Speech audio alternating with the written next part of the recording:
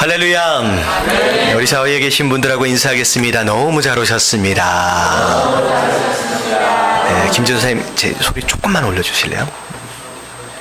자, 오늘 말씀은 스가랴 6장 1절서부터 우리가 살펴보도록 하겠습니다. 우리가 진도가 많이 좀 뒤떨어져 있는 상황 가운데 좀 속도를 내서 가능하면 스가랴를 마무리하고 싶긴 하지만 또 그렇지 못하게 되면 스가랴를 다음 주까지 좀 넘어가서 또 살펴보도록 하겠습니다.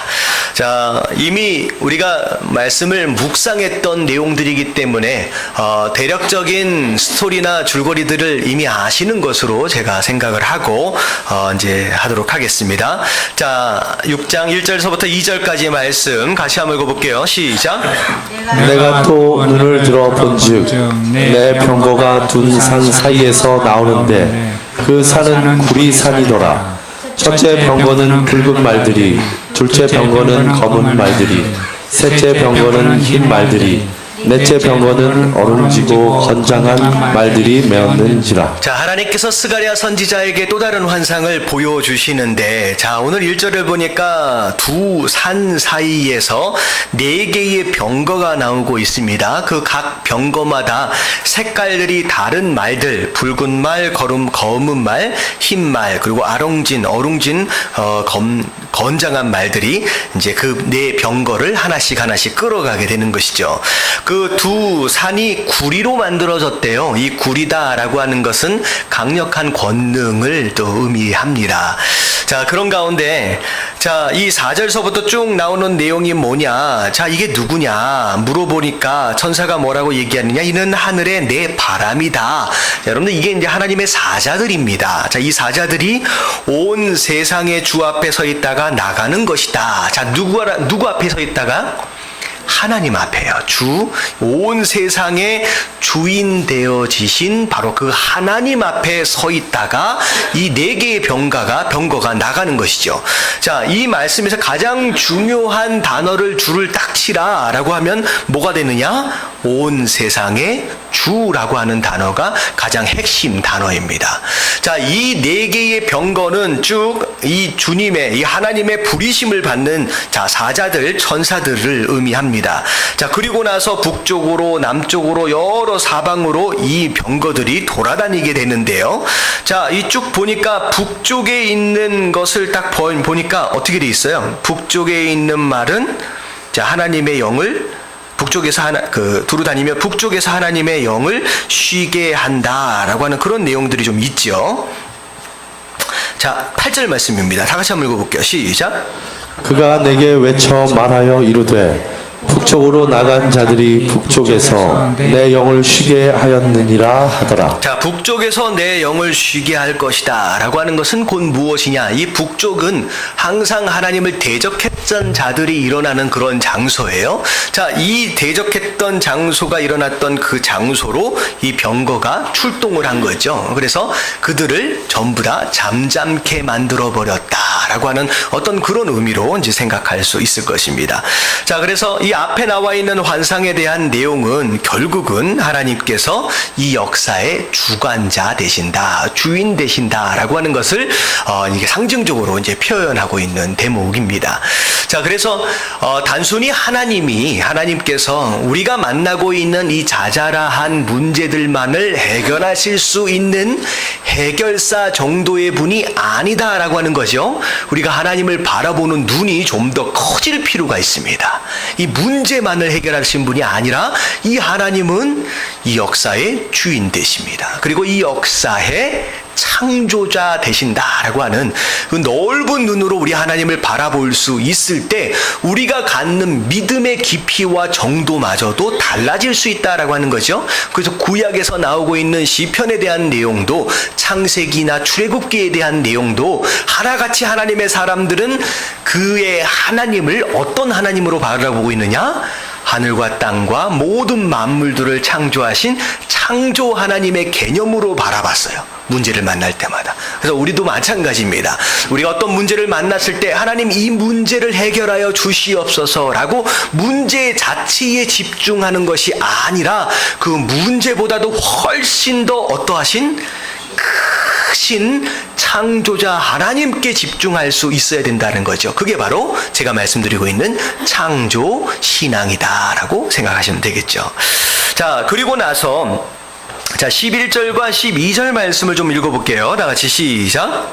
은과 금을 받아 면류관을 만들어 여호사닥의 아들 대제사장 여호수아의 머리에 씌우고 말하여 이르기를 만군의 여호와께서 이같이 말씀하시되 보라 싹이라 이름하는 사람이 자기 곳에서 돋아나서 여호와의 전을 건축하리라. 자, 대제사장 여호수아에게 은과 금으로 만든 면류관을 씌워줍니다. 그러면서 뭐라고 얘기하느냐?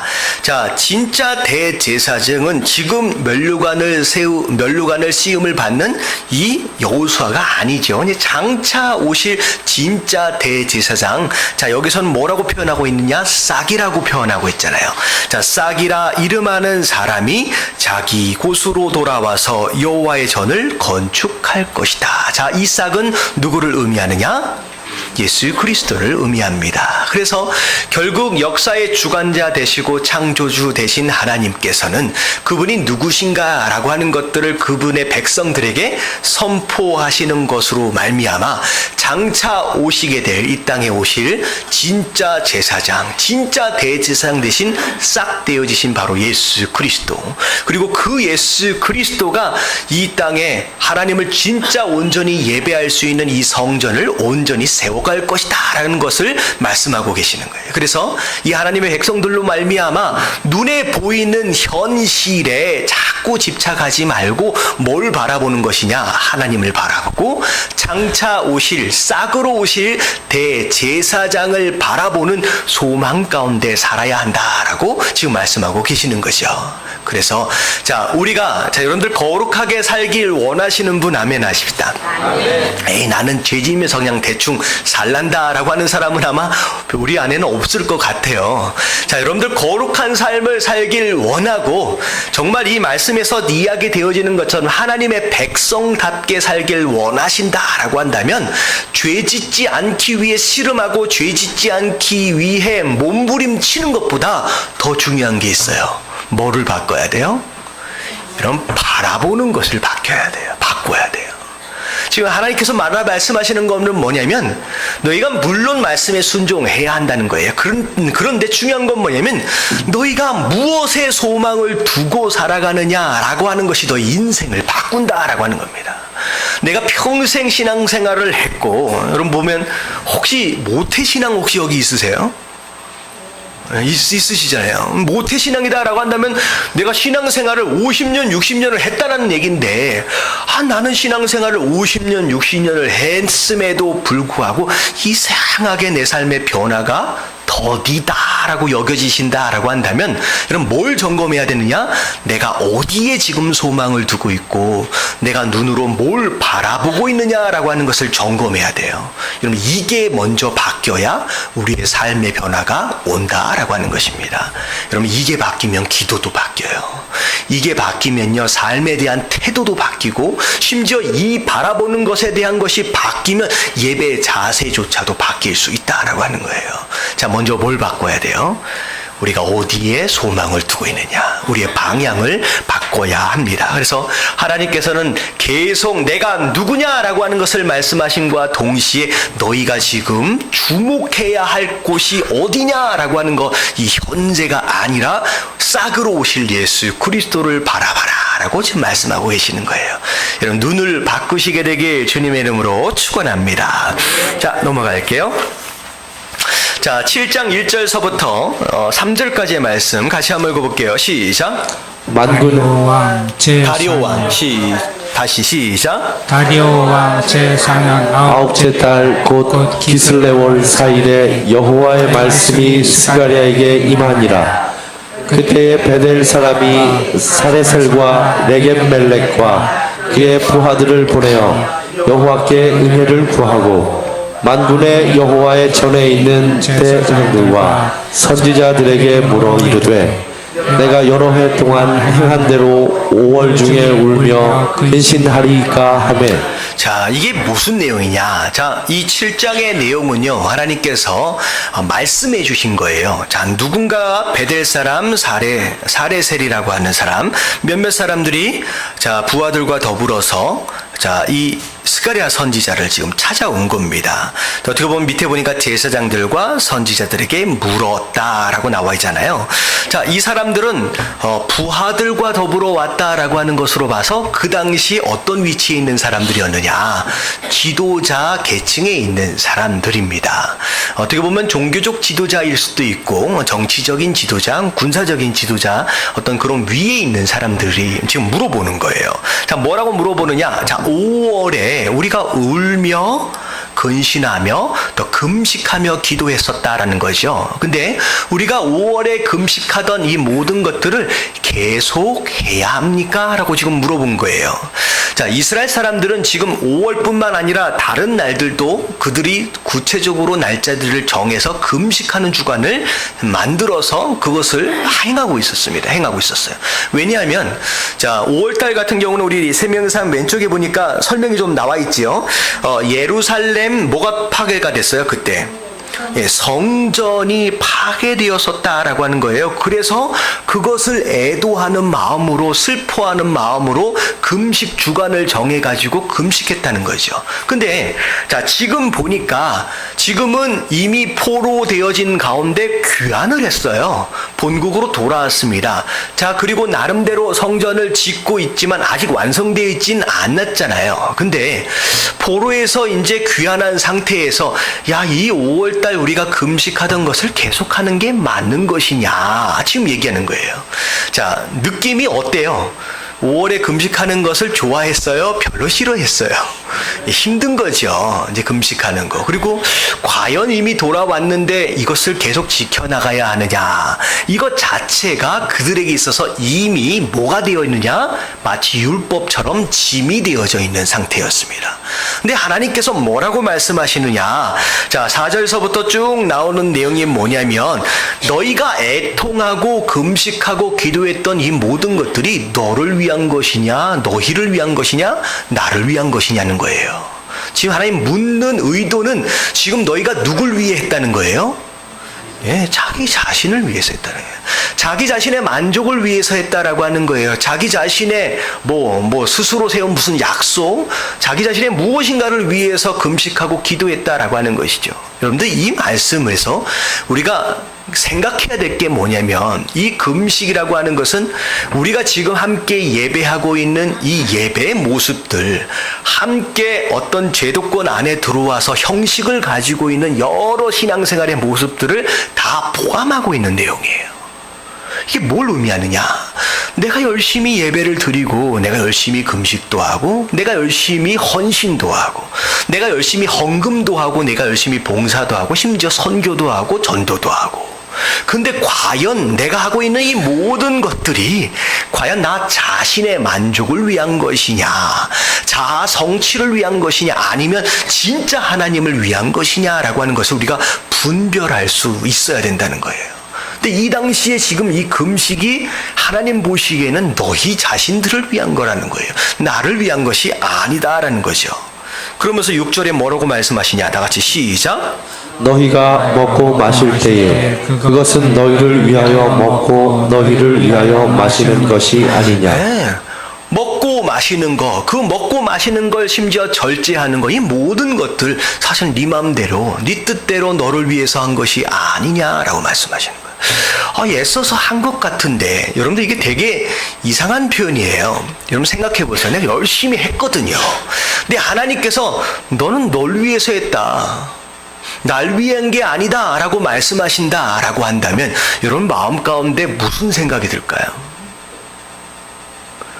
무슨 생각이 들 것 같아요? 제가 오 목사님 열심히 요즘에 하시는데 저를 초롱초롱한 눈빛으로 바라보셔가지고 제가 말씀드려요. 열심히 헌신하시나요? 근데 갑자기 제가 오 목사님, 그거 오 목사님을 위해서 하신 거예요? 아니면 하나님을 위해서 하신 거예요? 이렇게 질문했다라고 한다면 오 목사님 마음 가운데 무슨 생각이 들까요? 좀 섭섭할 거예요. 네. 그렇잖아요.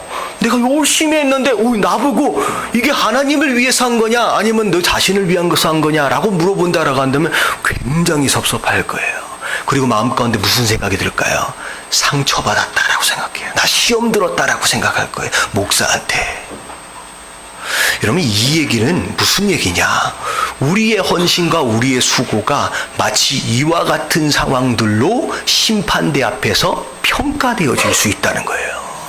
여러분 이게 심판대 앞에서 이렇게 평가되어지게 되면 이건 심각한 문제입니다.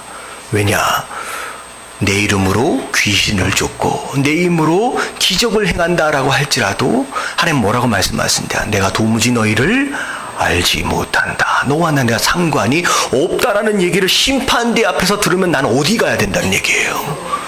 지옥행이에요. 이건 진짜 낭패 중에 낭패예요. 여러분들 이걸 심판대 앞에 듣기 전에 여러분 먼저 이 땅에서 여러분 분별하시게 된 것이 여러분 복 중에 복이라는 거예요.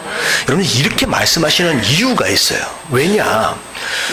정말로 그들이 행한 그 수고로움이 왜 너희 자신을 위한 것이다 라고 얘기했느냐?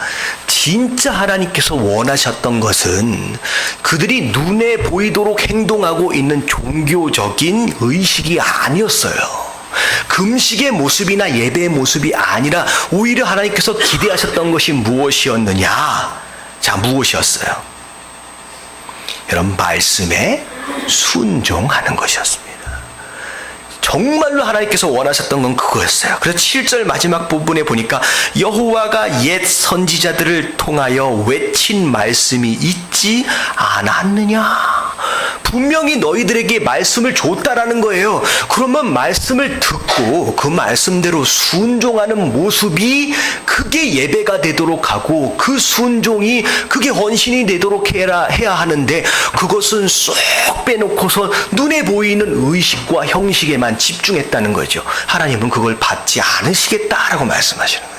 그래서 자, 뭐가 뭐보다 더 중요해요? 순종이 제사보다 예배보다 중요하다라고 하는 말씀이 여기서 정리되는 거예요. 그래서 9절에서부터 쭉 나오는 내용이 뭐냐면 너희는 진실한 재판을 행하며 서로 인애와 긍휼을 베풀며 과부와 고아와 나그네와 궁핍함자를 악제하지 말며 서로 해하려고 마음에 도마하지 말라 하였으나 11절 시작. 그들이 듣기를 싫어하여 등을 돌리며 듣지 아니하려고 귀를 막으며. 야, 듣지 않았대요. 순종하지 않았대요. 따르지 않았대요. 그렇기 때문에 하나님은 우리의 이 당시 이 사람들의 금식과 예배를 받지 않으셨다라고 하는 거예요. 여러분 예배에 참석하신 건 너무 잘하신 일이고 여러분 이 예배를 통하여 또 기도하고 헌신하는 거 너무 잘하시는 일인데 더 중요한 진짜 알맹이 정말로 하나님께서 제일 관심을 두고 계시는 여러분 말씀에 대한 순종의 모습을 절대 외면하지 마시게 되길 주님의 이름으로 축원합니다. 주일날 말씀을 들었으면 결단해 보는 거예요. 벌써 금요일 됐잖아요. 여러분들 지난주 설교 제목이 뭔지 혹시 기억나십니까? 일단 제목은 기억나기 쉽지 않더라도 내용이 뭔지 뭐 어떻게 살기로 했는지 혹시 기억나세요? 여러분 참 사람은 이렇게 금방금방 잊어버리잖아요. 여러분 일주일 동안 내가 어떻게 살았느냐라고 하는 것이 훨씬 더 중요하다는 거예요. 네, 감옥에 갇히지 말라. 그러면 이 금요일까지 오면서 여러분 혹시나 한 분이라도 용서하셨나는 거예요. 여러분 그게 순종한 삶의 모습이에요. 예배를 드린 자의 당연한 결과며 예배를 드린 자가 반드시 열어야 할 열매 가운데 열매다라고 하는 거예요. 하나님께서 그걸 지금 얘기하고 계시는 겁니다. 여러분 순종이 뭐보다 낫다? 제사보다 낫다. 단 한 말씀이라도 여러분 순종해 보려고 애써 보시는 저와 여러분들 되시길 주님의 이름으로 축원합니다.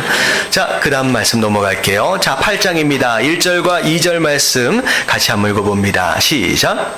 만군의 여호와의 말씀이 임하여 이르시되 만군의 여호와가 이같이 말하노라. 내가 시온을 위하여 크게 질투하며 그를 위하여 크게 분노함으로 질투하노라. 자, 하나님께서 이스라엘 백성들에 대한 이제 회복과 그들을 위해서 준비하신 은혜에 대한 내용들을 쭉 설명하고 있습니다. 자, 질투한다라고 표현되어지는 것은 하나님께서 이스라엘 백성들을 적당히 사랑하신 게 아니라 진짜로 열렬히 사랑하셨다는 거예요. 심지어 뭐 하시기까지? 여러분, 질투하시기까지. 그 질투가 나중에 어디까지 간 거예요? 심지어 그분의 목숨을 내어주시기까지 하시면서까지 우리를 사랑하셨다는 거죠. 자, 그것으로 인하여서 자, 내가 시온에 돌아와. 누가 시온으로 돌아오신대요? 하나님의 그 사랑하심으로 말미암아 그 하나님이 그분의 땅으로 돌아오신다는 거예요. 그분의 땅으로 돌아오심으로 말미암아 그 예루살렘 가운데 함께 거해 주시겠다. 여러분, 예루살렘의 예루살렘 되어짐은 자, 무엇으로 인한 것이다? 하나님이 거기에 거하시느냐라고 하는 것으로 예루살렘이 되는 거예요. 예루살렘이 되는 거예요. 여러분, 예루살렘, 여러분 무슨 뜻인지 아세요? 뭐예요? 그럼 예루살렘이라고 하는 것은 이 장소의 뜻 자체가 뭐냐면요, 평화의 땅이에요. 근데 지금 어떻게 된 상태예요? 평화하고는 전혀 거리가 먼 이상한 모습이잖아요. 이상한 모습이잖아요. 근데 하나님께서 그 장소로 돌아오시겠대요. 돌아오시는 것으로 말미암아 진짜 그 이름다운 예루살렘의 모습을 회복하겠대요. 그래서 예루살렘은 진리의 성읍이다라고 일컬어질 것이고 여호와의 산은 성산이다 일으켜질 것이다라는 거예요. 혹시 여러분들이 이름에 대해서 혹시 생각해 보신 적 있어요? 이름이 그냥 지어진 건 아니잖아요. 여러분, 이름은 누가 지어줬어요? 보통 부모님이나 이제 할아버지가 지어주신 경우도 있고요. 여러분, 이름이라고 하는 것은 뭐냐면 이 아이가 태어난 것에 대한 부모의 기대예요. 이렇게 살았으면 좋겠다. 여러분, 이름 가운데 망해라라고 하는 기도는 그 이름은 없습니다. 거의. 좀 제가 가끔 무슨 TV나 이런 데 보면 자, 이 부모가 정신이 있는 분인가 없는 건지 헷갈릴 정도 이상한 이름을, 어떤 분은 이름이 돌이에요. 돌이. 어떻게 이름을 돌이라고 지었을까? 근데 성이 고시예요. 아, 진짜 어떻게 이름을 이렇게 지었어요? 근데 이렇게 특이한 경우를 제외하고는 기대예요. 부모가 자식을 향한 기대입니다. 그 생각을 해봤어요. 예루살렘은 예루살렘다워야 하거든요. 그 이름값만큼만 살아도 여러분, 그건 복이잖아요. 평화의 땅이에요. 여러분, 우리의 이름이 있거든요. 여러분, 내 이름이 무슨 뜻인지 한번 생각해 보십시오. 단순히 하나님의 기대이다, 아니 부모의 기대다라고 하기보다는 어쩌면 그 이름 안에 담겨 있는 하나님의 또 뜻이 있을 수 있습니다. 그 안에 과연 나는 내 이름답게 살고 있느냐? 여러분, 내 이름의 뜻이 뭔지 잘 모르시나요? 아시죠? 오늘 곰곰이 좀 생각해 보자고요. 내 이름답게 살고 있느냐? 여러분, 답게 한번 살아보시게 되길 주님의 이름으로 축원합니다. 사절을 보니까 늙은 남자, 늙은 노인들이 거리에 앉아있대요. 이건 굉장히 평화로운 모습을 의미합니다. 그들이 지팡이를 짚고 거리를 돌아다녀요. 여러분, 굉장히 안전하다라고 하는 내용이에요. 소년과 소녀들이 거리에서 막 뛰는데요. 여러분, 이건 안전하다라고 하는 내용이고 평화롭고, 여러분, 이 분위기 자체가 굉장히 기쁨이잖아요. 이게 하나님께서 궁극적으로 예루살렘 가운데 펼쳐내어 보시기 원하셨던 평화의 모습이다라는 거예요. 자, 6절 말씀 같이 한번 읽어볼게요. 시작. 만군의 여호와가 이같이 말하노라. 이 일이 그날에 남은 백성의 눈에는 기이하려니와 내 눈에 어찌 기이하겠느냐. 만군의 여호와의 말이니라. 네, 아무도 예루살렘이 이렇게 변화되어질 수 있을 거다라고 기대하지도 못했고 상상하지도 못했다는 거예요. 그런 일이 딱 일어나고 나니까 도대체 이게 뭔 일이나 너무 신기하게 생각한다는 거예요. 근데 창조주 하나님 앞에서는 이런 일이 기이한 일이 아니다는 거예요. 그분의 능력 앞에서는 여러분 이 신앙이 있어야 됩니다. 세상 사람들이 보고 우리가 볼 때 내가 보기에도 야, 이 문제가 어떻게 풀려질까? 야, 이게 어떻게 해결되어질까 깜깜하잖아요. 여러분들 세상 사람들이 너무 신기하고 심지어 나도 놀랄 만한 일들이 앞으로 우리의 삶 가운데 있어지게 될 줄로 믿습니다. 자, 하나님 뭘 베푸시면, 은혜를 베푸시면 이런 일들은 너무 자연스럽게 일어날 수 있다는 거죠. 심지어 해가 뜨는 땅, 해가 지는 땅, 저 땅 끝에서부터 내 백성들을 다 찾아서 구원해 오시겠다는 거예요. 이 얘기는 어디 도망가지도 못해요. 그분의 백성 되었다라고 도장에 딱 찍히면요, 저 땅 끝까지라도 쫓아가가지고 다 모아서 내가 다 살려주겠다라고 말씀하십니다. 자, 그리고 하나님께서 그 18절에 보니까 인도에다가 어디에다 다 집어넣는데요, 예루살렘 가운데로 다 모으시겠다는 거예요. 여러분들 이 일이요, 지금 이루어지고 있어요. 실제적으로 역사적으로 이루어지고 있어요. 여러분, 이스라엘은 불과 몇십 년 전만 해도 나라가 없는 민족이었어요. 전 세계 다 떠돌아다니는 이방인들이었거든요. 아니, 어떻게 보면 방랑자들, 그렇잖아요. 근데 불과 몇십 년 전에 어떻게 됐어요? 말도 안 되는 일이 생겼어요. 어떻게? 떠돌아다니는 민족이 땅을 차지하고 그 땅의 주인이 됐어요. 나라를 세웠어요. 근데 이스라엘 함부로 건드려요? 못 건드려요? 여러분들, 어떤 세계, 어떤 강대국도 이스라엘만큼은 함부로 건들 수가 없어. 여러분, 그러고 나서 그 모든 흩어졌던 민족들이 천천히 어떻게 되어지기 시작했느냐? 예루살렘 안으로 지금 모아지기 시작해요. 여러분들, 이 말씀은 여러분들 헛소리가 아닙니다. 하나님 말씀하신 것이고, 그게 지금 우리가 역사적인 상황 가운데 눈으로 보고 있는 상황이에요. 다 모으신대요. 그리고 나서 그들은 내 백성이 되고 나는 진리와 공의로 그들이 하나님이 될 것이다. 여러분, 이건 하나님께서 아브라함과 더불어 시작하신 언약의 성취를 의미합니다. 이 언약이 모세까지 갔고요, 이 모세를 통하여서 나라가 세워졌잖아요. 여러분, 이 언약은 하나도 땅에 떨어지지 않고 다 이루어지고 있다라고 하는 거예요. 자, 그리고 나서 성전이 다시 건축되어지게 될 것이고, 이날에 듣는 너희는 손을 견고히 할 것이다. 9절 마지막 부분, 이런 손을 견고히 해야 한다라고 하는 것은 마음을 단단히 먹어라 라고 하는 것이기도 하지만, 여러분, 손은 뭐 할 때 쓰는 거예요? 여러분, 일할 때 쓰는 거예요. 이 얘기는 뭐냐면, 이 예언의 말씀을 듣는 자들은 뭐 할 준비를 하라? 여러분, 일할 준비하라는 거예요. 네가 그 말씀, 그 언약이 성취되어지기 위해서 네가 감당해야 할 너의 일이 있다, 너의 사명이 있다라고 준비하라고 지금 말씀하고 계십니다. 여러분, 우리 하나님께서 그의 백성들을 불러주셨다라고 하는 것은 단지 구원만 받고 천국 가자라고 하는 것에 대한 의미가 아니라, 우리로 하여금 맡기실 일이 있다라고 하는 걸 여러분들 기억하시는 가운데, 여러분, 그 일에 뭐 해야 된다는 거예요? 참여해야 돼요. 순종하시게 되길 주님의 이름으로 축원합니다. 자, 다음 넘어갈게요. 지금 뒤에도 있네요. 자, 그런 가운데, 자, 만군의 여호와의 말씀이라 11절입니다. 이제 내가 이 남은 백성을 대하기를 옛날과 같이 아니할 것이다. 옛날에는 어떻게 했어요?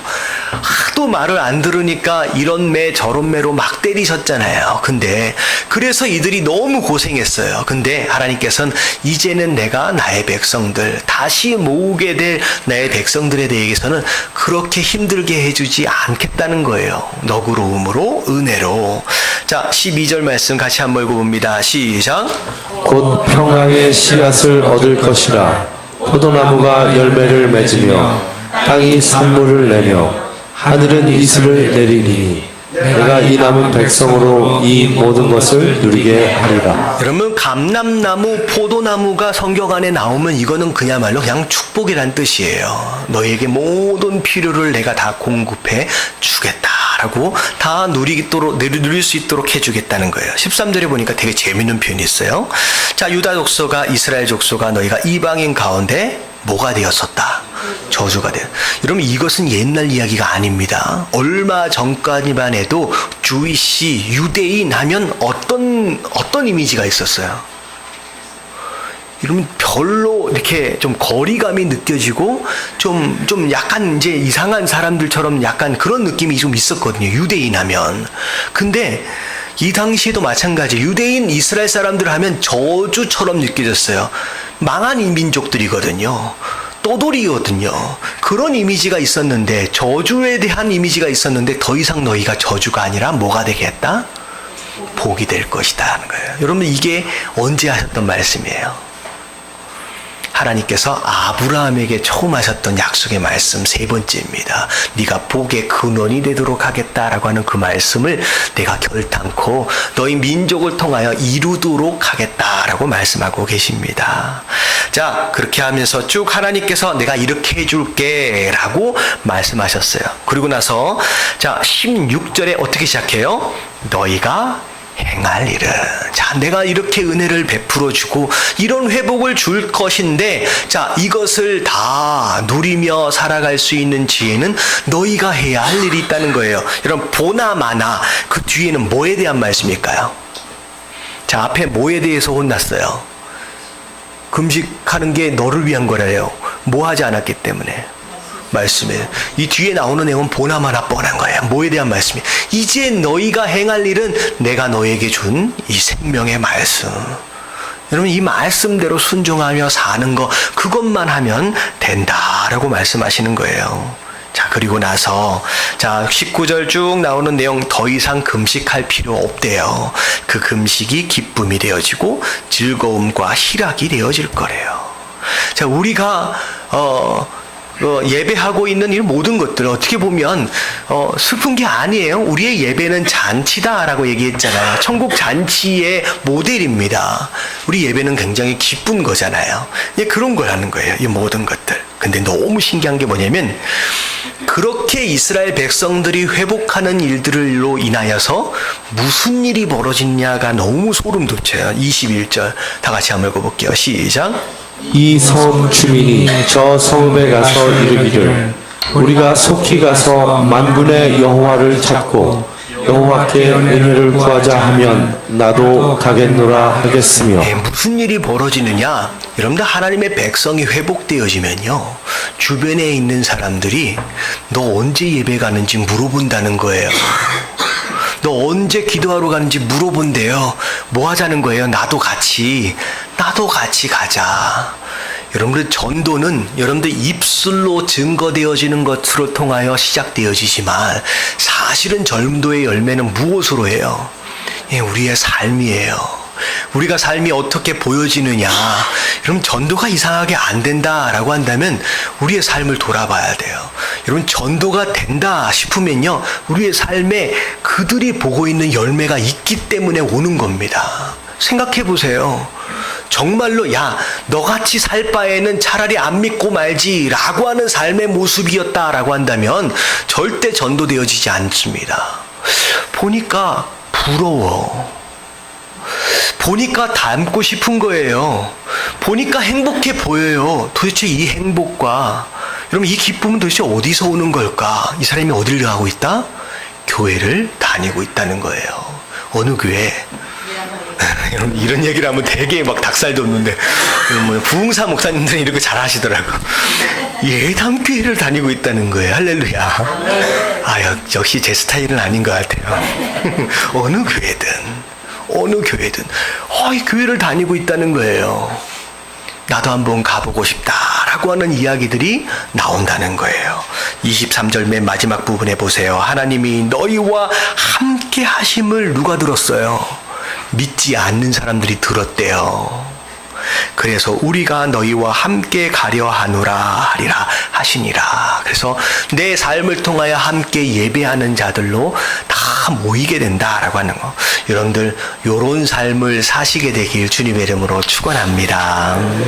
자, 스가랴 9장으로 넘어갑니다. 자, 1절만 같이 한번 읽어볼게요. 시작. 여호와의 말씀이 하드락 땅에 내리며 다메섹에 머물리니 사람들과 이스라엘 모든 지파의 눈이 여호와를 우러러 봄이니라. 자, 말씀이 하드락 땅에 임했다. 하드락 땅은 하나님을 믿지 않는 자들의 땅입니다.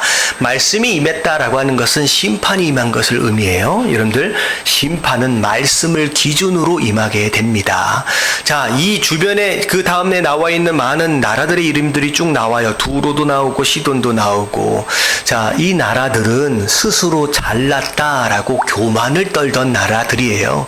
하나님께서 스스로 잘난 척하며 교만하게 살았던 이 주변에 있는 이방 땅들을 하나님께서 가만히 두지 않겠다는 거죠. 하나님께서 반드시 심판하시겠다라고 말씀하시는 내용이 3절, 4절, 5절 쭉 나오는 내용입니다.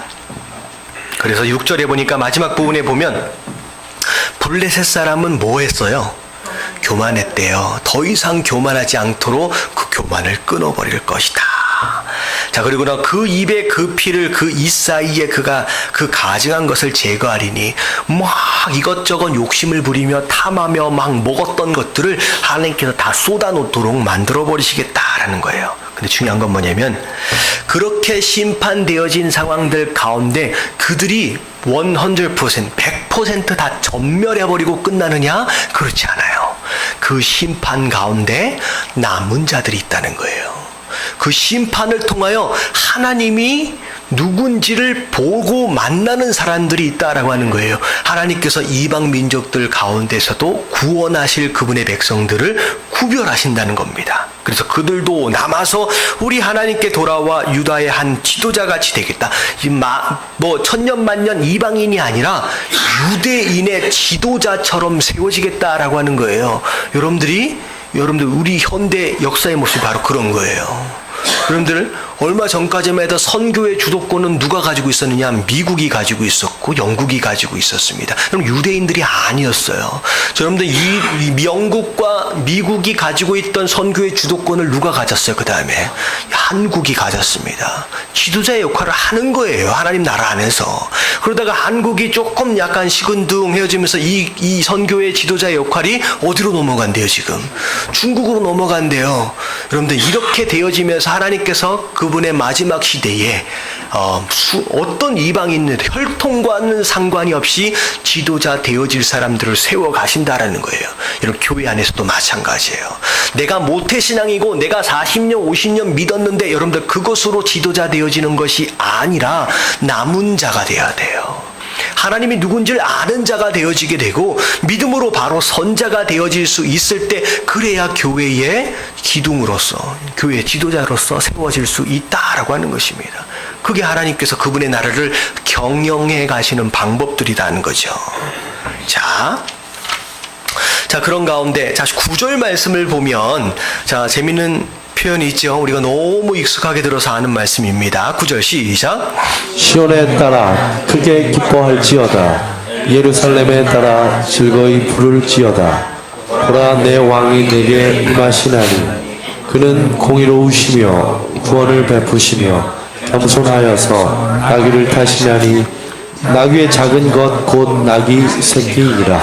주변에 있는 모든 적군들을 하나님께서 다 제압하신 다음에 그 다음에 모든 것들을 다 회복하시겠다라고 말씀하시지만 눈에 보이는 이 땅의 회복하심으로 하나님께서 멈추지 않으십니다. 반드시 어디까지 끌고 가세요?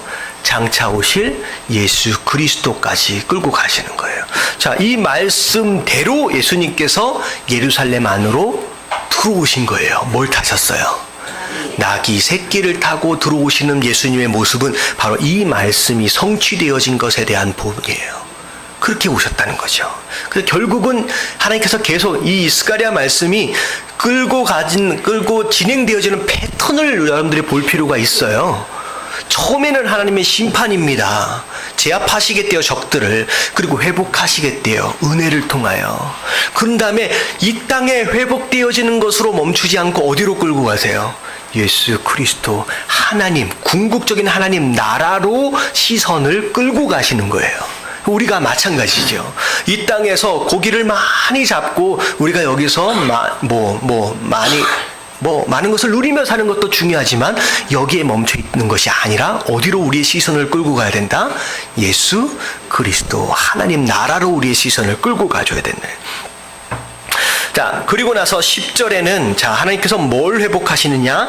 평화를 회복하실 것이다. 11절에는 구덩이에서 놓아줄 것이다. 자유를 주실 것이다. 라는 거예요.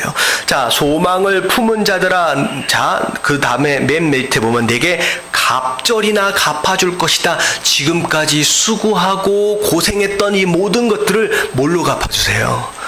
하늘의 상급으로 다 갚아주실 것이라는 거죠. 누가 알아주지 못했어도 상관없다는 거예요. 누가 아세요?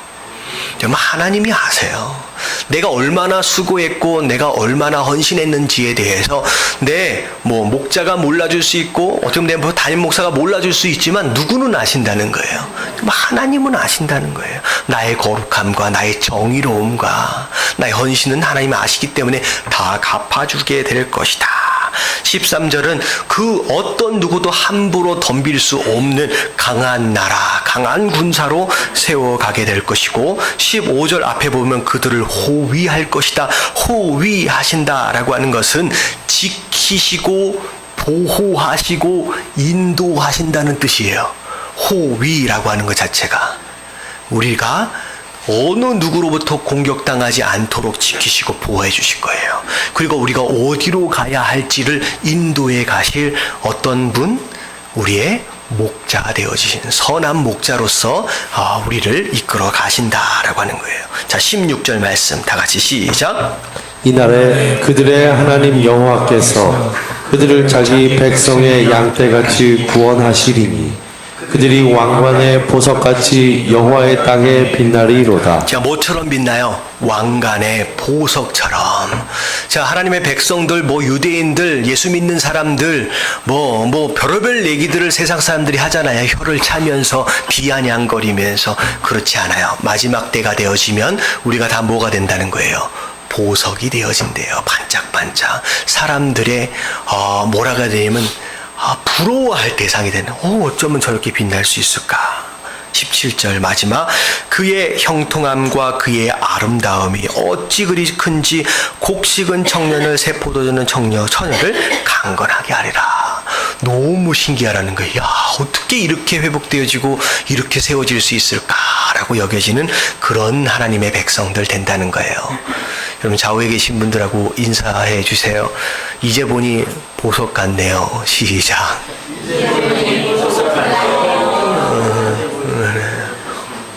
정말로 신기한 보석들이에요, 다.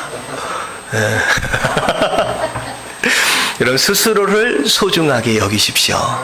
옆에 계신 분들을 소중하게 여기십시오. 보통 분이 아니세요. 왕관의 보석들입니다. 할렐루야. 자, 넘어갈게요. 오늘 속도가 진도가 잘 나가는 것 같아요. 자, 1절 10장 1절 말씀 같이 읽겠습니다. 시작.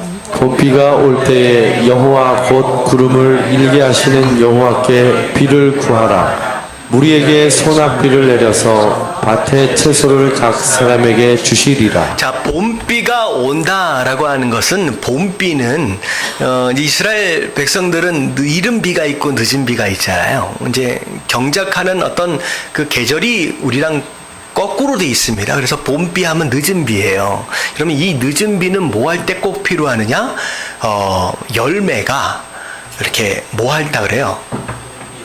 연글기 위해서 반드시 필요한 비가 이 봄비 늦은 비예요. 이 비가 내리지 않으면 1년 동안 고생한 게 다 뭐가 되느냐? 여러분 다 헛수고가 되는 거야. 다 말라 비틀어져 버리는 거예요. 너무 중요한 비인데 여러분들 이 봄비라고 봄비 이름이 있다라고 하는 것은 이 비는 항상 봄이 되면 뭐 한다는 얘기예요. 특별한 이상이 없으면 그냥 내리는 비예요. 그냥 자연스럽게 내리는 비 중에 하나가 봄비입니다. 근데 원래 내리는 비고 자연스럽게 내리는 비지만 너희는 항상 그 비를 위해서 뭐하라? 여러분 기도하라라고 말씀하시는 거예요. 기도하라라고 말씀.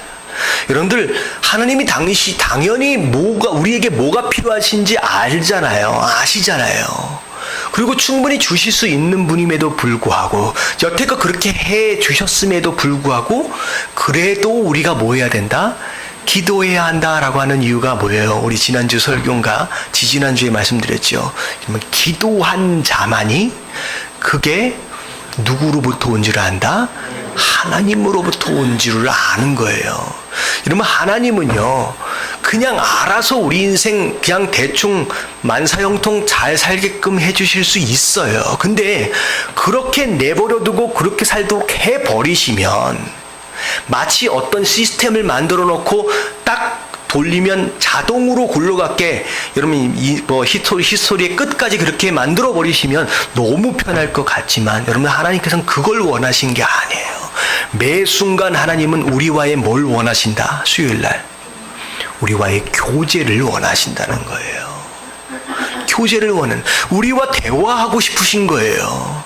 어차피 봄에 비 내릴 것인데 기도하지 않는다라고 한다면 어차피 내려질 것으로 말미암아 우리는 하나님 앞에 기도할 이유도 간구할 이유도 없이 그냥 알아서 살아버리는 거예요. 그러면 그 시간 동안 하나님과 우리는 뭐가 끊어져요? 교제가 끊어지는 거예요. 무엇인가를 얻어내기 위한 기도가 아니라 나랑 교제하자라는 거예요. 그래야 네가 내가 무엇인가를 줬을 때 내가 준 줄을 안다라고 하는 거예요. 그래서 본필을 위해서 기도하래요. 자꾸 드라빔은 뭐냐면요, 가정집마다 그 당시에 요만한 그 나무 같은 걸로 통을 하나 만들어 놓고 집 같은 거 만들어 놓고 수호신 있잖아요. 조각들을 요만하게 만들어 놓고 이렇게 하는 거예요. 이건 우리 아빠를 지켜줄 수호신, 이건 누굴 지켜줄 수호신, 심지어 이 할아버지 할머니의 조각들을 만들어 놓고 우리 가정을 지켜주실 수호실. 이러면 이런 것들에게 나가서 미신을 믿고 우상 숭배하는 그런 짓 하지 말라는 거예요. 거기는 어떻게 되는 거예요? 자, 보면 그 위로가 헛됨으로 백성이 양같이 유리하며, 자, 뭐가 없다는 거예요? 목자가 없이 곤고함을 당하게 될 것이다 라고 하는 거죠. 여러분, 우리 인생이 편하려면 누굴 잘 만나야 된다? 목자를 잘 만나야 됩니다. 진짜 목자를 잘 만나야죠. 엉뚱한 목자를 따라가면 어떻게 되겠습니까? 자, 3절을 보니까 목자들과 순염소를 하나님께서 벌하신대요. 하나님께서 나름대로 충성되이 여기셔서 세워놓은 그 당시 지도자들이 있는데, 목자의 역할을 할 수 있도록 세우신 지도자들이 있는데 엉뚱한 짓 하고 다니니까 양들이 다 고생하잖아요. 그래서 결국은 이 목자들 순염소를 내가 다 혼내주겠다라고 말씀하시는 거예요. 자, 그리고 나서 6절 말씀 같이 한번 읽어봅니다. 시작. 내가 유다 족속을 견고하게 하며 요셉 족속을 구원할지라.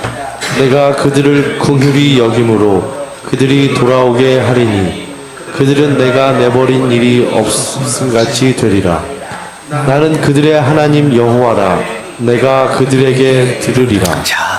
자, 어떻게 보면 하나님이 버리신 것처럼 세상 각국에 다 흩어져 버렸는데, 이 요셉과 이 유다라고 하는 것은 남유다와 북이스라엘을 다 포함하는 내용입니다. 다 돌아오도록 할 거라는 거예요. 그리고 내가 그들을 뭐라고 얘기하든 내가 들어줄 것이다 라고 얘기합니다. 자, 그런 가운데 앞에 부분에는 목자를 잘 만나야 된다라고 했잖아요. 여러분들 8절에 보면 내가 그들을 향하여 뭘 부른대요? 휘파람을 분대요. 여러분, 휘파람이라고 하는 것은 뭐냐면 양들을 모으는 소리입니다. 밥 먹을 때다, 집에 갈 때다 라고 하는 걸 알려주는 거예요. 제가 수요일날 말씀드렸잖아요. 양은 참 우둔하기도 하고 모든 감각기관이 다른 동물에 비해서 굉장히 열악합니다. 근데 딱 하나의 기능만큼은 살 만큼 주셨어요. 살 만큼 뭐에 대한 거예요? 이 청력만큼은. 왜냐하면 양은요, 들어야 살기 때문에, 목자가 어디로 인도하는지를 들어야 가기 때문에, 그래서 양에게 딱 한 가지 기능, 청력만큼은 살 수 있을 만큼 주셨어요. 마찬가지입니다. 우리가 계속 개발하고 발전시켜서 예민하게 만들어야 할 기능은 뭐냐면 우리 입이 아니에요. 뭐예요? 귀예요. 잘 들으라는 거예요. 잘 들을 수 있을 때 그게 어떤 양이 되느냐? 착한 양이 되어질 것이다 라고 하나님 말씀하시는 거예요. 자, 쭉 내려가면서 11절에 보니까 그들이 고난의 바다를 지나갈 때에, 여러분 이 고난의 바다는 이제 상징적으로 홍해를 의미하기도 합니다. 근데 이 당시까지 이스라엘 백성들이 건너온 바다의 모습이에요. 평생 고생하며 살았잖아요. 근데 자, 하나님께서 그 고난의 바다를 끝내시겠다라는 거예요. 자, 12절 다 같이 시작. 내가 그들로 나 여호와를 의지하여 견고하게 하리니 그들이 내 이름으로 행하리라. 나 여호와의 말이니라. 여러분 시험이 오고 풍랑이 오고 바람이 불어도 여러분들 흔들리지 않는 견고한 신앙. 여러분 이 견고한 신앙은 어디에서 오느냐? 12절에 뭐니까 나 여호와를 의지하여. 나 여호와를 의지하여 견고하게 하리니. 여러분 맨날 자꾸 흔들린다. 신앙생활에 롤러코스터가 있잖아요. 어떨 때는 막 올라갔다가 어떨 때는 한참 없이 떨어져 디프레션에 빠져가지고 나는 못났네, 나는 아무것도 아니네. 이런 이유가 뭐냐면 의지하고 있는 것이 다르기 때문이에요. 제가 언제 한번 이런 말씀을 드린 적이 있습니다. 다윗과 골리앗의 비유를 제가 들면서 여러분들 성도는 다윗일까요? 골리앗일까요? 여러분 내가 성도로서 나는 항상 다윗이라고 생각하고 있는 사람들이 있어요. 당연히 나는 다윗이지. 그래서 내 앞에 놓여진 골리앗의 문제를 빨리 해결해야지. 근데요, 여러분 내가 다윗이냐 내가 골리앗이냐라고 하는 것은 내가 덩치가 크냐 내가 덩치가 적냐라고 하는 것이 있지 않습니다. 우리 박동은 성도님이 제일 덩치가 큰가? 제일 작은 분이 누구예요? 현빈이가 그래도 좀 작나? 여기는 다윗이고 여기는 골리앗인가요? 그러면 여러분 그 얘기가 아니에요. 다윗의 다윗 되어짐과 골리앗의 골리앗 되어짐은 몸집이 크고 작음에 있는 것이 아니라 뭐에 있어요? 무엇을 의지하고 있느냐에 있어요. 내가 체구도 작고 힘도 별로 없으면서 자꾸 세상의 칼과 단창을 의지하고 있다라고 한다면 여러분 나는 다윗이 아니에요. 나는 어디예요? 나는 골리앗의 가능성이 많습니다. 여러분 내가 좀 힘이 있고 능력이 있다라고 할지라도 그럼에도 불구하고 끝까지 여호와의 이름을 붙잡는 사람이다라고 한다면 등치가 크고 실력이 크고 없고를 상관하지 않고 나는 어떤 사람이다? 다윗의 자리에 설 수 있는 거예요. 여러분 당연히 내가 예수를 믿으니까 나는 골리앗이 아니라 다윗이지라고 하는 착각을 버리십시오. 내가 뭘 의지하느냐라고 하는 그것이 나의 다윗됨을 만드는 거라는 거예요. 견고하다, 흔들리지 않는다라고 하는 것은 내가 누구를 의지하고 있느냐라고 하는 것에 있다라고 하는 거 여러분 기억하시게 되길 주님의 이름으로 축원합니다. 자, 넘어갑니다. 스가랴 11장 자 1절서부터 2절까지만 읽어볼게요. 시작. 레바노나 내 문을 열고 불이 내 백향목을 사르게 하라. 너 잣나무여 곡할지어다. 백향목이 넘어졌고 아름다운 나무들이 쓰러졌음이로다. 바산의 상술이나 무드라 곡할지어다. 무성한 숲이 엎드러졌도다. 자, 레바논 하면 백향목이에요. 바산 하면 상수리 나무였나 봐요. 이 얘기는 뭐냐면 세상 사람들이 나름대로 자기가 가지고 있는 자랑거리를 의미합니다. 야, 그래도 백향목 하면 레바논 정도는 와줘야, 레바논에서 나오는 백향목 정도로 집을 지어줘야 그래도 명품이라 얘기하지 않겠느냐. 세상 사람들은 자기의 실력과 자기의 능력과 자기 자신을 마음껏 자랑하며 살아요. 근데 하나님 뭐라고 말씀하시냐? 그것이 이방인의 모습이래요. 그게 심판받을 자들의 모습이래요. 여러분 잘 보세요. 내가 누군가를 만나서 내가 무엇에 대해서 자꾸 자랑하고 있다라고 하는 거, 내가 무엇에 대하여 자랑하고 있느냐라고 하는 그것이 여러분들의 우상입니다. 여러분 바울 사도가 뭐라고 얘기했어요? 우리의 유일한 자랑은 누구다? 예수 그리스도입니다. 하나님의 나라예요. 교회예요. 복음이에요. 우리가 자랑해야 할 제목은요, 예수 그리스도의 바깥으로 떠나서면 안 돼요. 자꾸 우리 집안에 뭐가 있는데, 우리 집에 차가 뭐가 있는데, 여러분 자꾸 세상 사람들이 자랑하는 것에 똑같은 자랑거리를 가지고 있는다라고 한다면 이것은 우리 안에 이미 세속적인 것들이 들어와 있는 것입니다. 이런 교회의 자랑거리도 마찬가지예요. 이 교회 안에 얼마나 많은 사람이 모이느냐, 이 교회가 어떤 성전, 아름다운 성전을 가지고 있느냐. 여러분 이게 잘못하면 이게 세상의 자랑이 되어지는 거예요. 사람의 숫자가 우상이 되어지고 교회 안에서 심지어 성전의 모습이 우상이 되어질 수 있어요. 여러분들 여러분 교회에 대해서 여러분 자랑해야 할 만한 것이 있다라고 한다면 여러분 이 교회에 대해서 뭘 자랑하고 싶으세요? 여러분 이 교회는 예수님이 계신다고 자랑하십시오. 여러분 정말로 이 교회는 말씀이 선포되는 교회다라고 자랑하십시오. 교회의 자랑은 바로 그거예요. 이 교회는 진짜 찬양이 있는 곳이다 라고 자랑되어져야 할 거라는 거예요. 지금 하나님 뭐라고 말씀하시냐? 그 어떤 장소에서든 세상적인 자랑의 내용들 결국은 내가 하나도 남김없이 다 싹 쓸어버릴 것이다는 것, 다 심판해버릴 것이다, 다 불로 태워버릴 것이다 말씀하시는 거예요. 여러분 심판대 앞에서 불에 다 없어질 것들에 대하여 자랑하시지 마시고 영원히 끝까지 남아있을 것들에 대하여 자랑하십시오. 여러분 그게 여러분들의 상급 되어지는 거예요. 할렐루야. 자, 그리고 나서 4절에 보면 참 안타까운 표현이 있습니다. 자, 4절만 읽어볼게요. 시작. 여호와 나의 하나님이 이르시되 너는 잡혀 죽을 양떼를 먹이라. 여호와 나의 하나님이 이르시되 너는 잡혀 죽을 양떼를 먹이라. 자, 이 양떼의 운명이 이미 어떻게 돼 있다는 거예요? 잡혀 죽을 것으로 결정되어진 것처럼 지금 보이는 거예요.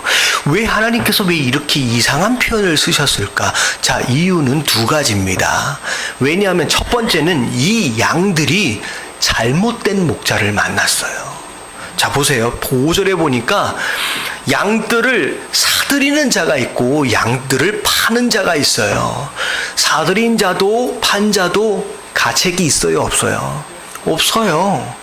하나님의 백성들 양들을 팔아먹고 있는데도 아무런 가책이 없어요. 심지어 그 양을 돌봤던 목자마저도 불쌍히 여기지 않는데요. 뭘 잘못 만난 거예요? 이런 목자를 잘못 만난 거예요. 잘못된 목자를 만난 거예요. 그러니까 목자를 잘못 만나면 그 양은 결국 보지 않아도 끝나요. 결과는 그냥 팔려 죽게 될 양이 되는 거예요. 여러분들 우리는 주인 목자를 잘 만나야 합니다. 우리의 목자 예수 그리스도, 다른 것들을 쫓아가지 말라는 거예요. 예수 그리스도를 목자 삼아야 된대요. 자, 6절서부터 쭉 나오는 내용은 뭐냐면 하나님께서 그동안 이 양들을 자, 은총이라고 하는 막대기와 연합이라고 하는 막대기로 잘 치셨는데, 잘 치셨어요. 심지어 그들을 자꾸 팔아먹고 잡아먹는 이 목자들을 갖다가 제거하셨대요. 새 목자를. 그렇게 했는데, 자, 이 양들한테 뭐라고 얘기했느냐? 12절 같이 한번 읽어볼게요. 시작. 내가 그들에게 이르되 너희가 좋게 여기거든 내 품삯을 내게 주고 그렇지 아니하거든 그만두라.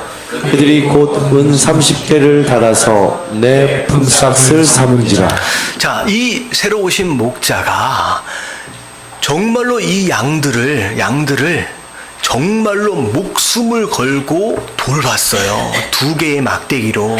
자, 그랬는데, 자, 너희가 나에게 대해서 품삯을 준다라고 했을 때 얼마를 주겠느냐? 그럼 돈이 필요해서 그런 게 아니잖아요. 자, 얼마를 준대요? 은 30개를 준대요. 뭐가 연상돼요? 예수님이 팔리신 그 몸값이잖아요. 이건 굉장히 큰 돈이 아닙니다. 여러분, 이 당시로 얘기할 것 같으면 종들이 잘못해서 소에 바쳐서 죽으면 종의 뭐라 그래요? 종의 목숨값이에요. 그러니까 목자가 그렇게 수고했음에도 불구하고 목자의 수고를 하찮게 여긴다는 거예요. 하나님 뭐라고 말씀하시냐? 내가 그동안 너를 돌봤던 그 은총의 막대기와 그 연합의 막대기를 부러뜨려 버린다는 거예요. 그러고 나서 어떤 목자가 나타나요? 아주 나쁜, 진짜 나쁜 목자가 나타날 거래요. 그때부터 뭐가 시작돼요? 고생이 시작되는 겁니다. 자, 이 말씀은 뭐에 대한 내용이냐? 물론 역사적인 상황에서 설명되어질 수도 있지만, 자, 진짜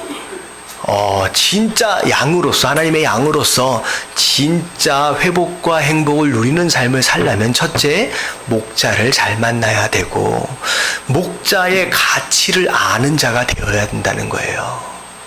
내 목자가 날 위해서, 예수 그리스도께서 날 위해서 어떤 대가를 지불하셨느냐라고 하는 것에 대한 가치를 아는 자가 될 수 있을 때, 그럴 때 우리의 삶 또한 변화되어질 수 있습니다.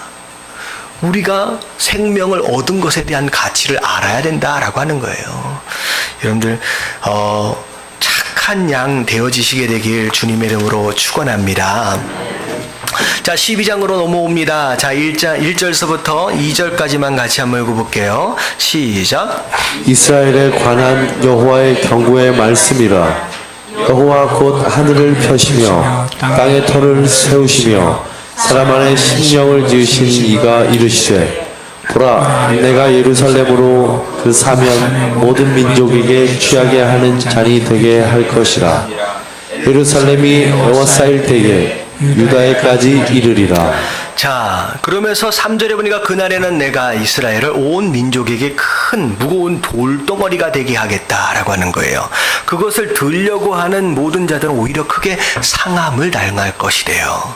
자, 돌이 된다라고 하는 건, 이제 한국말로 돌 하면 이상하게 보이지만 이걸 또 반석이라고 바꾸면 좀 또 의미가 좀 있어지잖아요.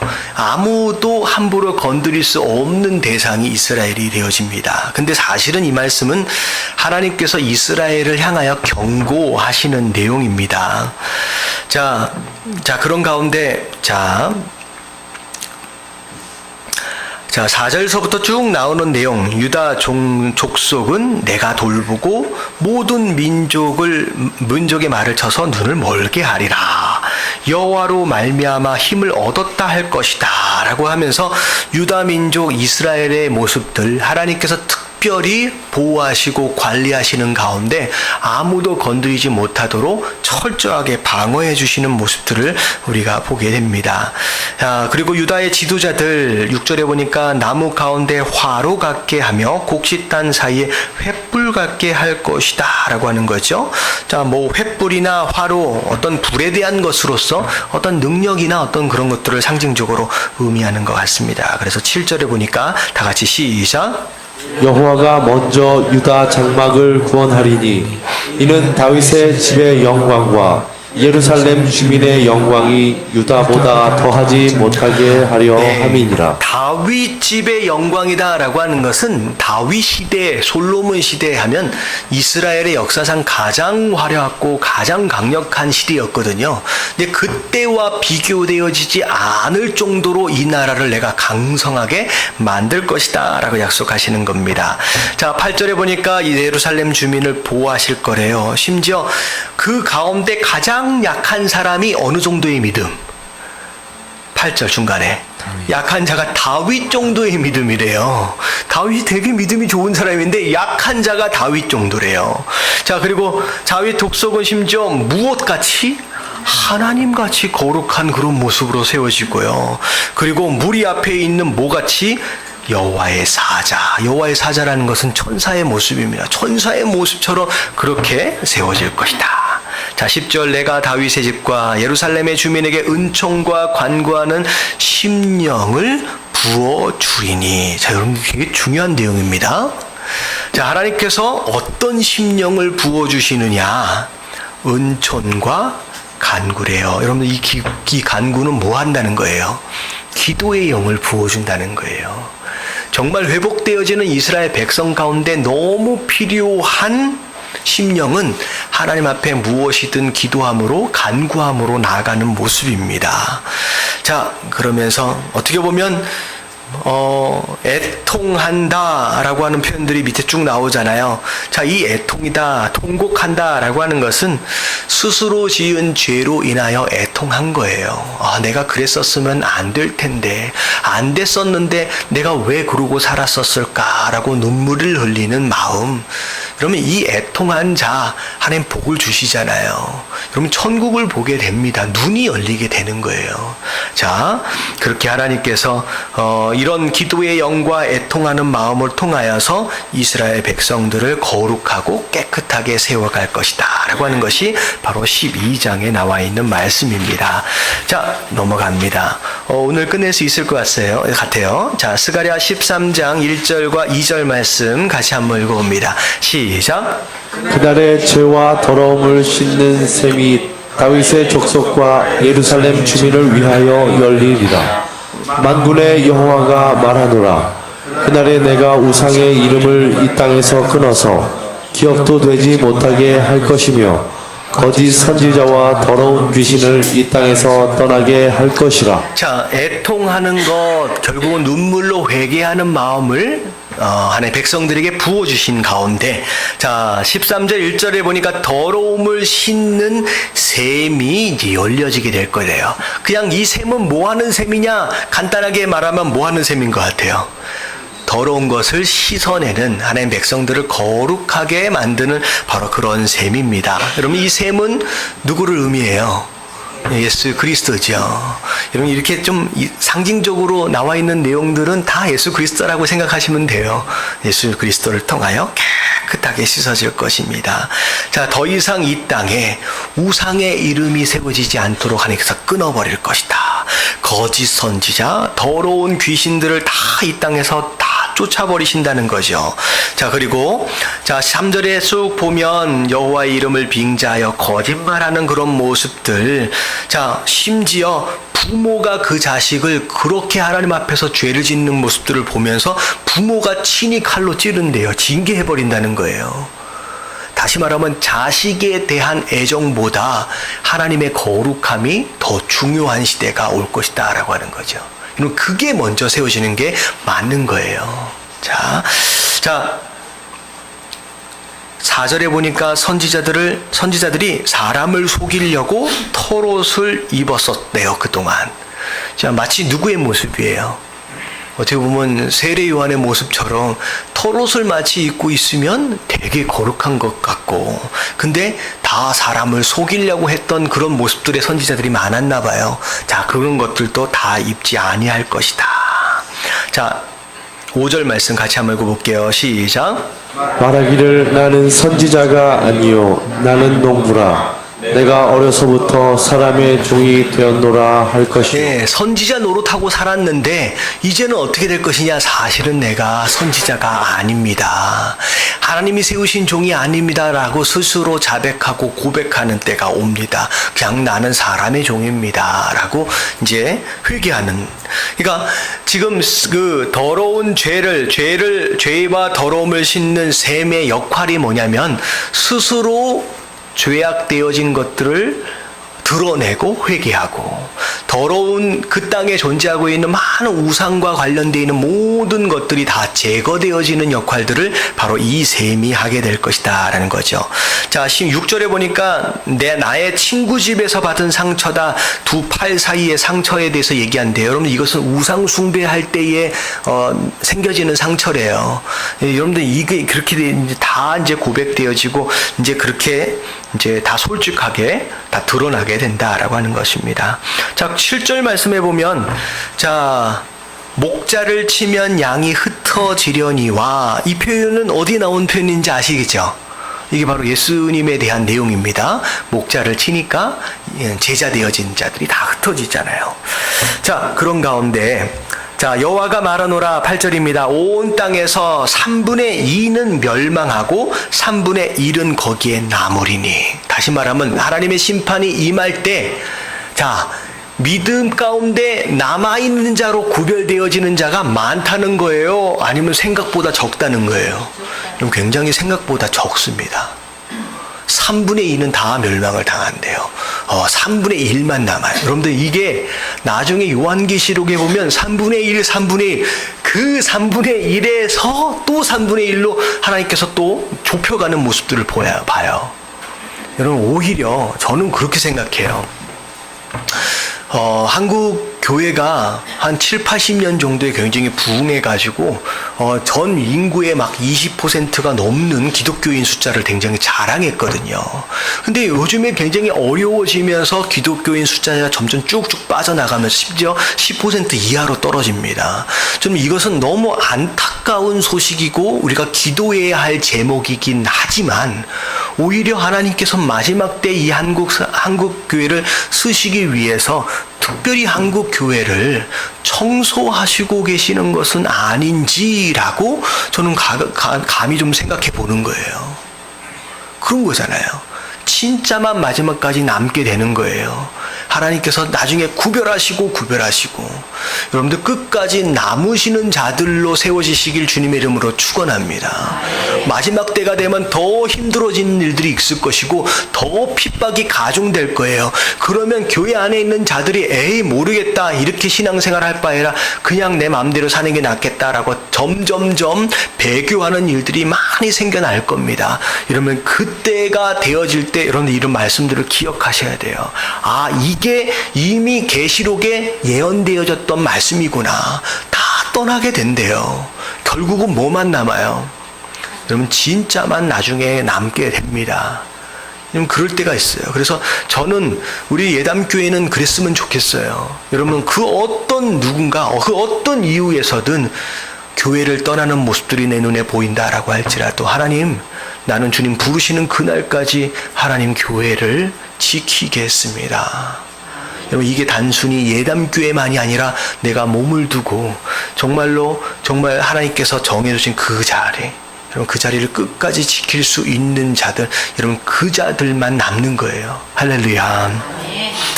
자 내가 그 3분의 1을 불 가운데 던진대요. 야 간신히 살아남았잖아요. 그 심판에서 근데 그 3분의 1을 어디를 집어넣어요? 불 가운데 집어넣어요. 뭐 하라고? 죽으라고요? 아니에요. 연단하시겠대요. 금같이 시험하시겠대요. 더 단단하게 더 강하게 만드신대요. 진짜 사용할 만한 검으로 하나님께서 세워내시겠다라고 말씀하시는 겁니다. 여러분 점점 힘들고 마치 연단의 불과 같은 일들이 우리 삶 가운데 일어난다라고 할지라도 기억하십시오. 아 내가 연단의 불 안에 있구나. 내가 점점 강해지고 있구나. 시험이 오면 간단한 거예요. 여러분 시험을 주시는 하나님의 목적은 그 시험으로 인하여 넘어져 자빠져 버려라가 아니에요. 여러분들 상담할 필요도 없어요. 누구한테 물어볼 필요도 없어요. 주시는 분이 하나님이다라고 하는 것을 믿는다라고 한다면 그러면 해답은 간단해요. 포기하지 않는 거예요. 견뎌내 보는 거예요. 하나님께서는 우리가 어떠한 시험만을 주신다. 감당할 만한 시험을 주신다는 거예요. 할 수 있기 때문에 주신 거래요. 견뎌내 보래요. 아, 난 못해요. 이러면 내가 나를 아는 것보다 누가 누굴 더 잘 아세요? 하나님이 우리를 더 잘 아십니다. 너 할 수 있다라고 말씀하시는 거예요. 여러분 견뎌보시길 주님의 이름으로 축원합니다. 자 14장으로 넘어옵니다. 이게 마지막 장이죠. 자 1절과 2절 말씀 같이 한번 읽어봅니다. 시작.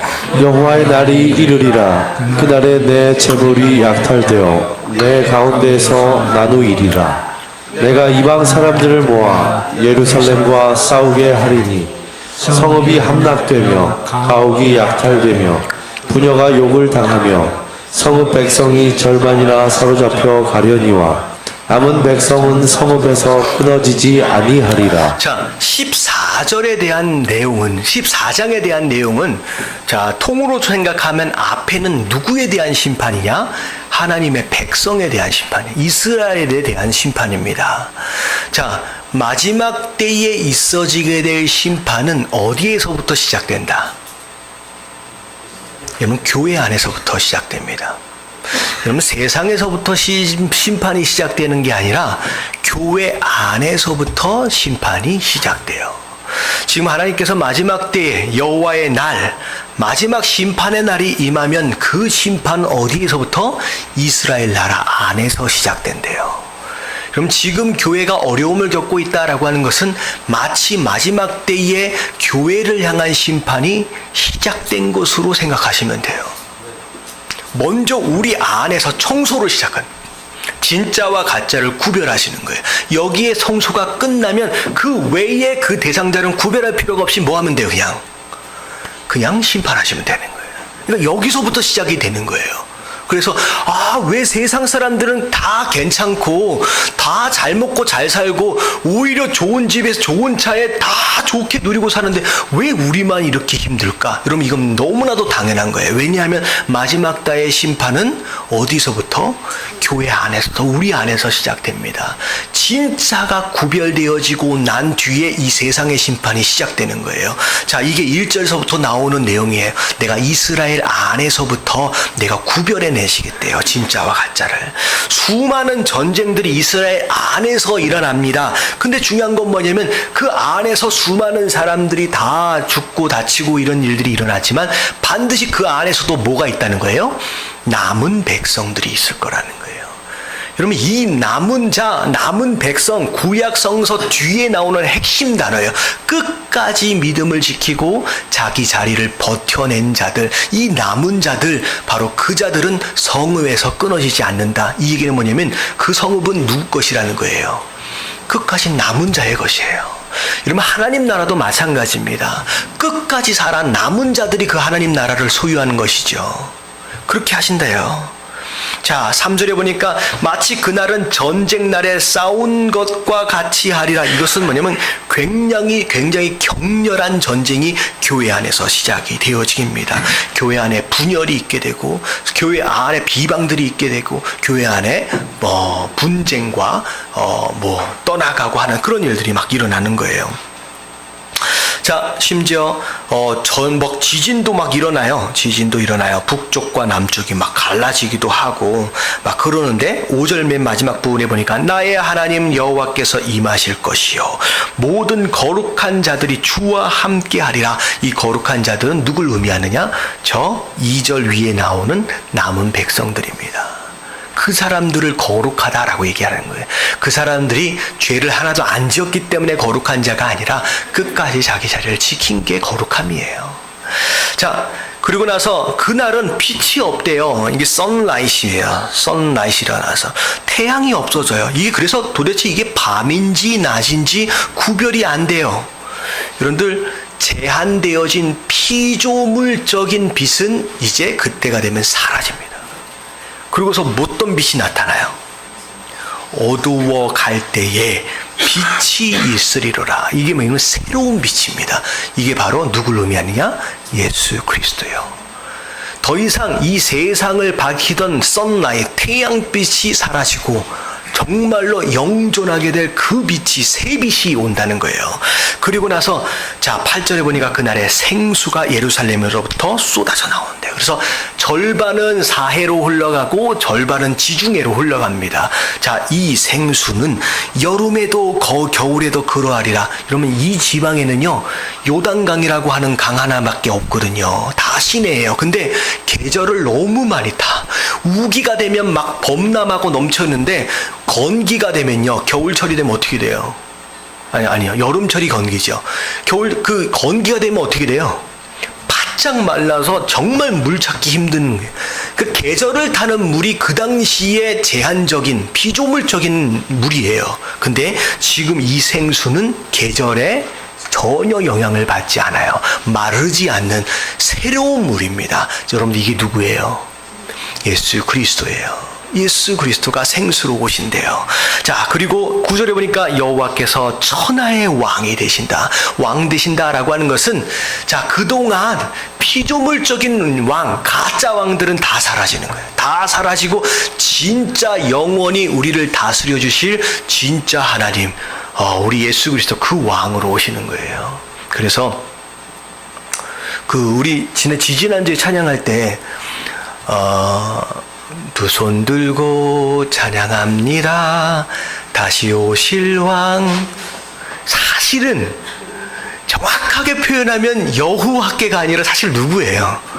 예수님이 사실 조금 더 정확하거든요. 예수님이 다시 오실 왕이거든요. 근데 여호와께라고 한다라고 할지라도 뭐 그게 틀렸다라고 얘기할 수는 없지만 조금 더 성경적으로 조금 접근하면 예수님께라고 하는 게 조금 더 나을 것 같은 생각이 들어요. 그렇다고도 그 찬양의 가사를 좀 바꿔라. 이게 되게 어려운 거예요. 찬양의 가사가 함부로 이렇게 바뀌어질 수 있는 게 아닌 것 같아요. 근데 막 바꿔라라고 하는 그런 내용은 아닙니다. 근데 우리가 좀 그 부분에 대해서 우리 염두에 둘 필요가 있습니다. 그래서 만약에 찬양을 한다면 여호와께로 한번 불렀다가 예수님께로 한번 부르면 조금 괜찮은 것 같아요. 그렇죠. 근데 제가 왜 그러냐면 이런 말씀 되게 어려운 게 뭐냐면 어떤 목사님이 어떤 찬양에 대해서 되게 비판적으로 막 설명을 하시는 거야. 이건 찬양이 아니다. 근데 그 찬양 때문에 은혜 받고 하나님께 돌아온 사람이 있거든. 그래서 그 목사님이 그 말씀을 하고 나서 그 찬양이 한 1년 동안 금지곡이 돼버렸어. 우리 저쪽 교회에서 그 초청 강사로 오신 목사님이 그렇게 얘기해 보시더라고. 되게 위험한 거예요. 누군가는 그 아주 짧은 그 가사의 구절 안에서 큰 은혜가 있는데 그걸 함부로 자기 기준에 의해서 평가해버리고 판단하고 비판하는 건 굉장히 위험한 거예요. 왜냐면 그 곡을 지은 그 사람의 신앙이 그 안에 담겨 있는데 그게 그 사람이 경험한 그 하나님이거든요. 그러니까 조심해야 됩니다. 자, 결국은 새로운 왕. 자, 이 앞에 부분에 보니까 결국은 처음에는 새로운 빛이에요. 영원히 변하지 않는. 그리고 새로운 강입니다. 새로운 물이에요. 영원히 목마르지 않아요. 새로운 왕입니다. 완벽한 통치와 다스림이 임하는 바로 그거. 여러분들 그게 진짜 하나님의 나라예요. 그리고 그 나라가 세워질 때 11절 다 같이 시작. 그 가운데 살며 다시는 저주가 있지 아니하리니 예루살렘이 평안히 서리로다. 예, 예루살렘이 평안을 찾아오게 되는 거예요. 이름답게 세워지게 됩니다. 자, 그리고 마지막 장. 자, 마지막입니다. 12절서부터 21절까지 내용. 12절만 같이 한번 읽어볼게요. 시작. 예루살렘을 친 모든 백성에게 여호와께서 내리실 재앙은 이러하니 곧 섰을 때에 그들의 살이 썩으며 그들의 눈동자가 눈구멍 속에서 썩으며 그들의 혀가 입속에서 썩을 것이요. 자, 하나님을 끝까지 대적했던 자들에 대한 심판. 자, 앞에는 교회에서부터 그들의 백성, 하나님의 백성들에서부터 심판이 시작됐잖아요. 그 다음엔 누구를 향한 심판이냐? 끝까지 하나님을 대적했던 세상을 향한 심판이에요. 자, 서 있는데 살이 썩는데요. 눈동자가 눈구멍 속에서 썩는데요. 무슨 일이냐? 전염병입니다. 스스로 병들어 죽게 되는 일들이 벌어질 것이고 13절에서는 요란하되어 서로 치고받고 싸우면서 분쟁하는 것으로 전쟁통에 다 죽게 될 것이다. 유다 안에서도 전쟁이 있지만 오히려 그들이 전쟁하러 오면서 가지고 들어온 그 은과 금이 다 누구 것이 돼요? 하나님 백성들 것이 됩니다. 참 이상한 일이 마지막 때는 일어나게 됩니다. 심지어 그 이방인들이 세상이 키우고 있던 노새와 낙타와 나귀마저도 똑같은 모습으로 심판을 받게 된다라고 하는 것입니다. 자, 그런 가운데 16절 다 같이 시작. 예루살렘을 치러 왔던 이방 나라들 중에 남은 자가 해마다 올라와서 그 왕 만군의 여호와께 경배하며 초막절을 지킬 것이라. 자, 예루살렘을 치러 왔던 이방 사람들이잖아요. 대적했던 자들 가운데 회심하는 자들이 일어난다는 거예요. 그래서 그들이 심지어 하나님을 예배하고 절기를 지키는 자로 변화되어진대요. 여러분들 이게 자, 스가랴의 전체적인 구조입니다. 스가랴가 시작되어지는 상황 가운데서 어떤 이야기들로 시작되어지느냐? 자, 지금 성전이 완공됐어요? 완공되지 못했어요? 아직 완공되지 못했어요. 자, 아직 완공되어지지 못한 성전에 대한 이야기가 시작되어지면서 그 성전은 내가 약속하는데 반드시 어느 때가 되면 완공이 될 거래요. 그리고 완전히 세워진 그 성전을 통하여 하나님께서 내가 받아야 할 예배를 내가 받으시겠다라고 하는 내용으로 시작이 되어집니다. 그리고 마지막에도 마찬가지예요. 심판에 대한 결과, 심판 이후에는 결국은 무엇으로 연결되어지느냐? 성전으로 돌아가는 거예요. 그 성전에서 그 하나님을 향한 온전한 예배, 너희 이스라엘 백성들 뿐만이 아니라 나를 향한 진짜 신실한 믿음의 소유자들이 진짜 예배다운 예배를 드리게 될 그날이 오게 될 것이라는 거예요. 그리고 지금은 예배를 드리는 자나 안 드리는 자나 다 똑같이 비를 맞고 햇빛을 공급받잖아요. 이게 일반 은총이라고 부르는 거거든요. 근데 이 마지막 때가 되어지게 되면 예배한 자들에게만 그 비를 내리시고 그 은총을 내리시겠대요. 이게 진짜 하나님 나라가 되는 거예요. 그럼 지금은 내가 예배드려도 별로 복을 받지 않는 것처럼 느껴지고 오히려 다 똑같이 사는 것 같잖아요. 마지막 때가 되면 제가 디즈니 영화에서 어떤 장면을 봤냐면요. 구름이 자꾸 쫓아오면서 자기한테만 비가 오잖아요.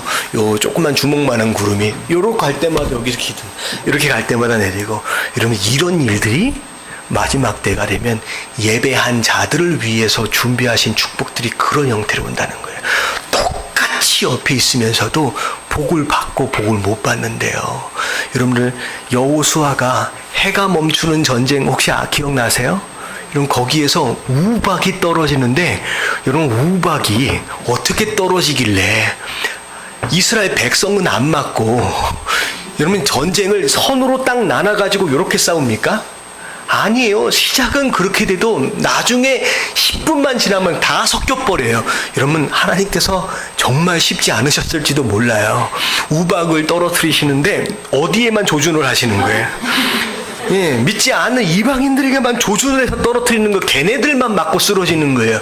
이러면 이런 일들이 그때만 있어지는 게 아니라 마지막 때 심판 이후에는 그렇게 하나님께서 징계하시고 그렇게 하나님께서 특별하게 구별해서 복을 주신다는 얘기가 그 뒷 이야기입니다.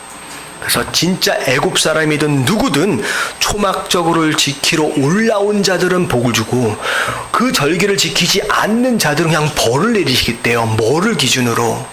예배 드림을 기준으로예요. 결국은 스가랴는 뭘로 끝나느냐? 예배로 끝나요. 예배를 통하여 복을 받을 것이다. 예배가 구원받은 성도의 증거다라고 결론을 내리면서 이 스가랴가 마무리됩니다. 자, 예배가 뭐라고요? 모든 것의 길이 되어야 합니다. 우리가 뭘 원한다, 응답받길 원하느냐? 예배하십시오. 복을 받길 원하십니까? 예배하십시오. 자꾸 목사 찾아와서 상담하려 하지 마세요. 저는요, 나이도 젊고 그렇게 지혜롭지 못합니다. 여러분들이 생각한 것만큼의 이상의 해답을 줄 수 있는 사람이 아니에요. 여러분 해답은 어디 있어요? 말씀 안에 있어요. 그래서 저는 말씀을 강단 위에 세워지는 그 순간 전해진 그 말씀을 통하여 여러분들이 해답을 얻고 응답을 받지 못하면 누구를 만나도 절대 해답을 얻지 못합니다. 그게 목사 할아버지다 된다라고 할지라도 얻질 못하는 거예요. 자, 스가랴를 마무리합니다. 예배로 시작해서 예배로 끝나요. 예배가 모든 것의 길이 되게 하십시오. 예배를 통하여 응답받고 예배를 통하여 축복을 받고 이러면 예배의 드림이 나의 성도됨의 증거되게 하십시오. 그게 우리가 이 땅을 살아가면서 끝까지 남은 자로 세워질 수 있는 유일한 비결입니다. 여러분 기억하시게 되길 주님의 이름으로 축원합니다. 자, 한 권을 또 끝냈어요. 우리 서로 수고하셨는데 박수로 격려합니다.